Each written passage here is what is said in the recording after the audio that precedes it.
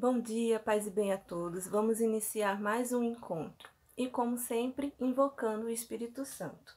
Para quem não se recorda, eu gosto de utilizar a oração presente no nosso devocionário na página 240. Vamos lá?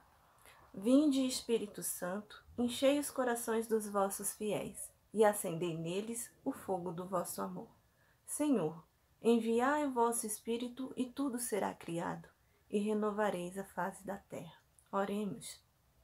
Senhor, nosso Deus, que pela luz do Espírito Santo instruístes o coração dos vossos fiéis, fazei-nos doces e ao mesmo Espírito para apreciarmos o que é justo e nos alegrarmos sempre com a sua presença.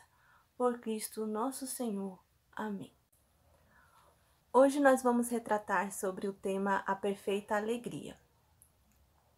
A Perfeita Alegria é uma obra lírica que retrata o diálogo entre Francisco e Frei Leão, e na minha opinião é uma das obras que se tornou uma das músicas mais bonitas no carisma franciscano. Para quem não conhece, eu disponibilizei aí no grupo há uns dias atrás. Então, antes de iniciar, peço que todos abram no livro dos iniciantes o capítulo 3, no item A Perfeita Alegria, para lermos junto o texto e dialogarmos. Vamos lá? Durante as suas longas caminhadas de uma cidade para outra, Francisco gostava de conversar fraternalmente com seu companheiro de viagem. Já é muito conhecido o seu diálogo com Frei Leão sobre a perfeita alegria. É uma autêntica obra lírica franciscana. Então vamos dar uma pausa para apresentações. Francisco você já conhece, né? Nosso pai seráfico, que nós aqui todos admiramos e o seguimos nessa caminhada de ser mais de Cristo. Mas quem é Frei Leão? Bom, Frei Leão foi um dos primeiros companheiros de Francisco, da segunda geração, após a aprovação da primeira regra dos frades menores. Ele era sacerdote e sabia latim, que era uma condição básica, né, que a Cúria de Roma exigia para interpretar as Sagradas Escrituras. Ele contribuiu bastante para a expansão do carisma franciscano na época. Então, ele é um personagem importante para a expansão do nosso carisma. Continuando, o santo andava pela estrada que vai de Perúrgia a Assis. Caía a neve e a estrada estava gelada. Então, era uma condição climática bem complicada. Francisco tomou a palavra por primeiro.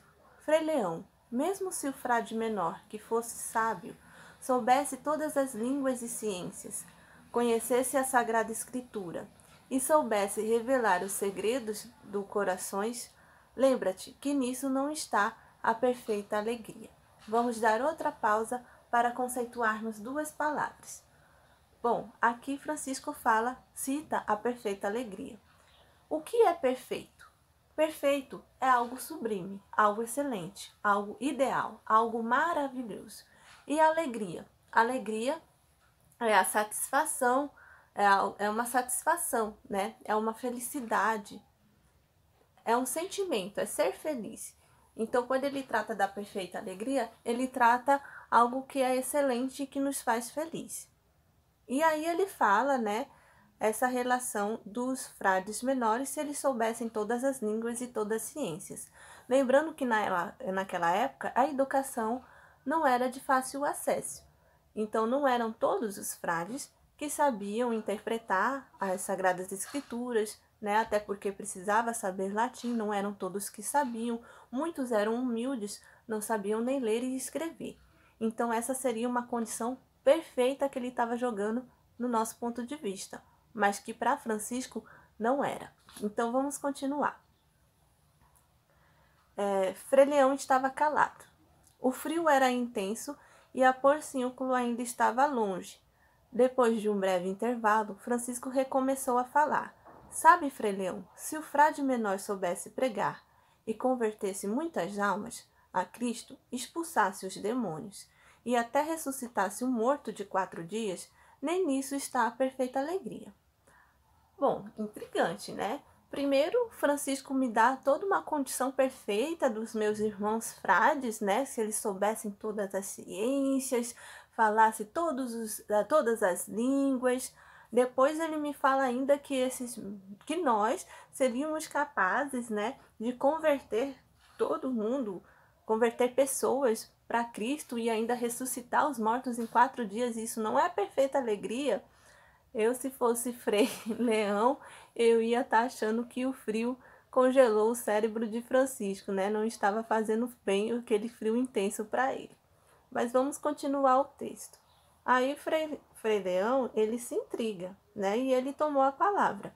Mas então, meu pai, diga-me, em que está a perfeita alegria? Se nada daquilo que você especificou, coisas extraordinárias, né, que o homem pode fazer, é a perfeita alegria, então o que é a perfeita alegria? E aí Francisco responde: se nós, molhados e tiriando de frio, chegássemos a Santa Maria dos Anjos, batêssemos na porta do convento, e o porteiro Desculpa, gente, eu me perdi aqui. E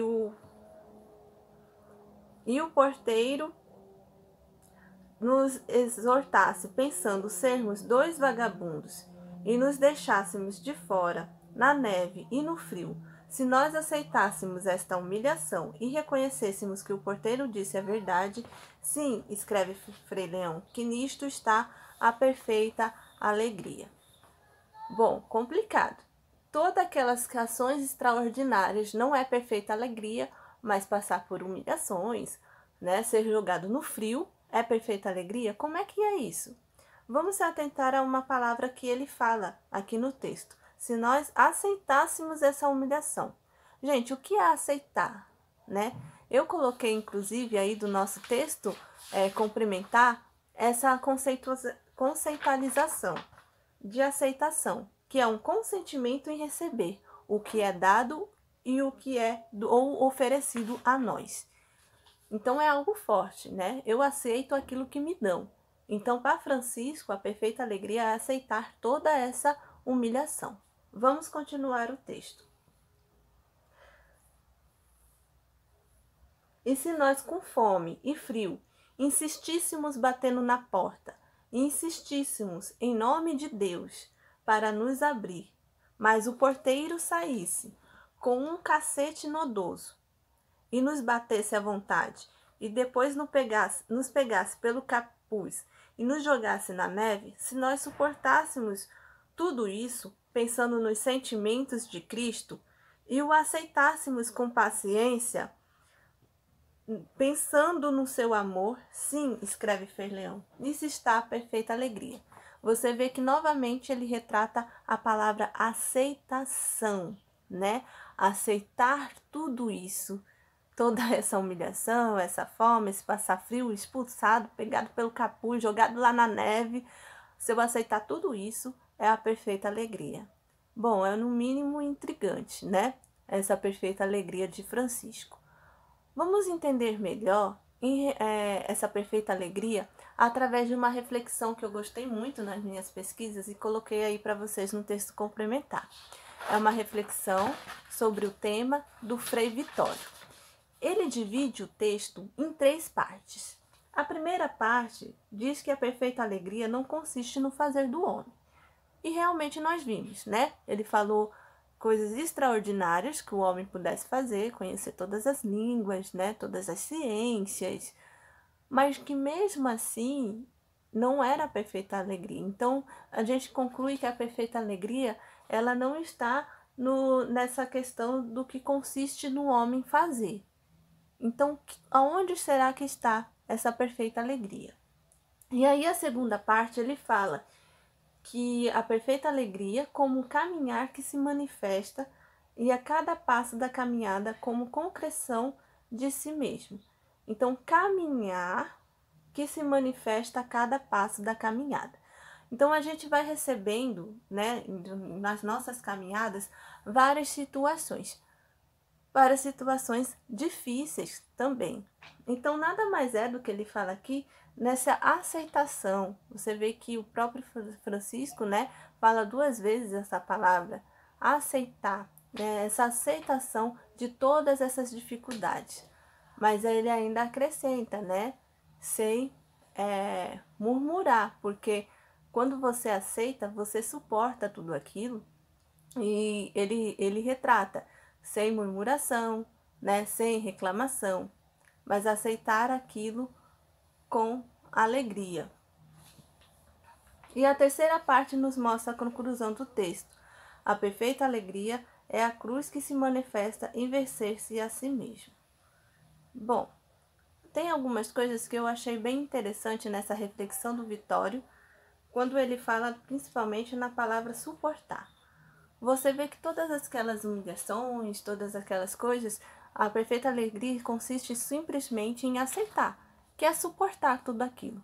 Mas como suportar tudo aquilo, toda essa situação? Não é simplesmente você receber aquilo, mas como eu vou passar por isso? Como que eu vou passar por essa dificuldade?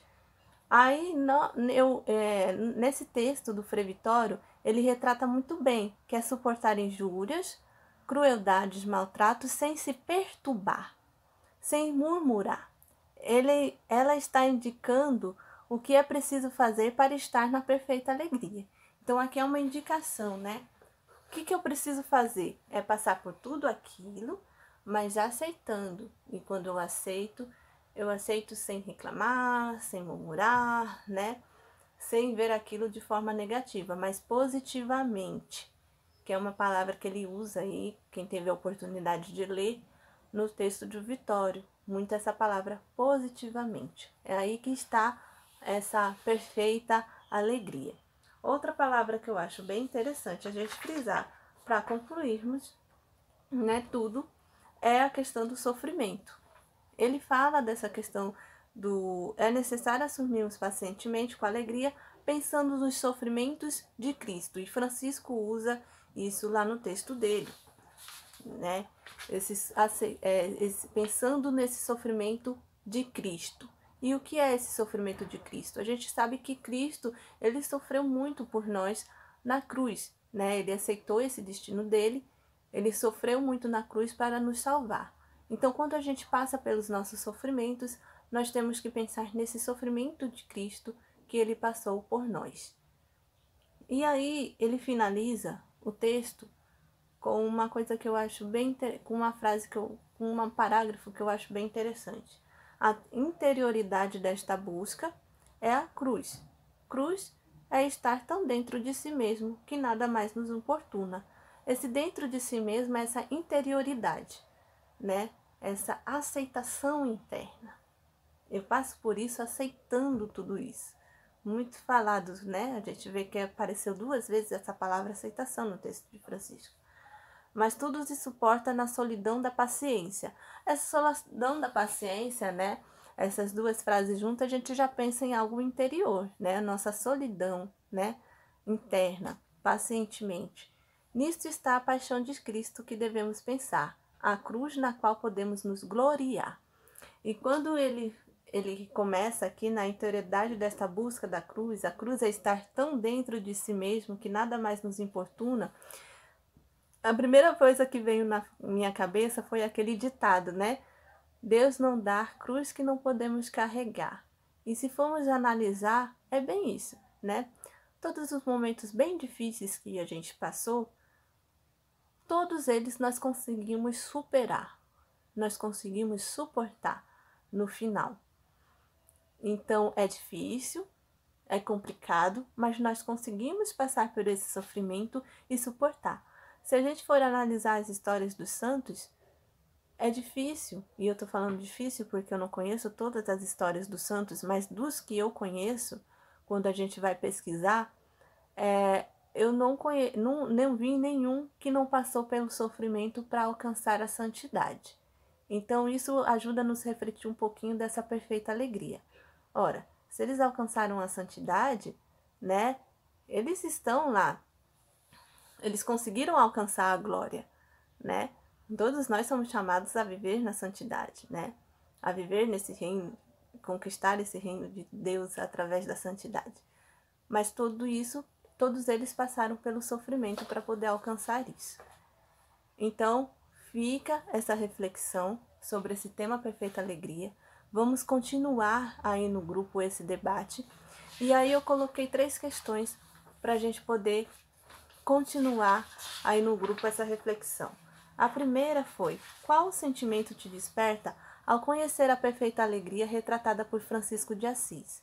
Você vê que é uma perfeita alegria um tanto intrigante, né? Um tanto que talvez nos incomode pensar que a perfeita alegria seja passar por todas essas situações. Então, qual que é esse sentimento para vocês que te desperta essa perfeita alegria retratada por Francisco? E na sua vida, fazendo uma reflexão, lembrando de tudo, você já passou pela perfeita alegria e como foi isso para você? E por último, a gente reflete nessa parágrafo que eu citei, né? A interioridade desta busca é a cruz de estar tão dentro de si mesmo que nada mais nos importuna, mas tudo se suporta na solidão da paciência. Nisto está a paixão de Cristo, que devemos pensar, a cruz na qual podemos nos gloriar. Então, diante desse parágrafo, qual é a importância, né, dele para a nossa conversão diária? O que essa reflexão pode nos contribuir para a nossa conversão diária? Então, espero todos vocês aí no grupo e vamos continuar. Paz e bem!